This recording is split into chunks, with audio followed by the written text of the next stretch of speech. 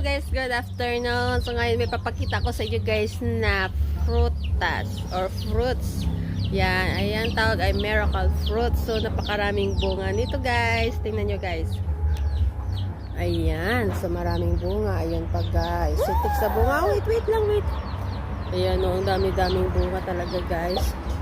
So bukas guys ipapakita ko sa inyo kung paano siya iluluto. Ayan. Yan, may pusa pa. Miming! Ayan yun guys. So, napakaraming bunga talaga guys. So, ayan. Bukas, gagawa tayo ng miracle fruits. Yan, si Mingming. Yan, with aso pa dito. Nandito ako sa likod ng aming tindahan. Ayan, ayan na siya. Yan si Mingming.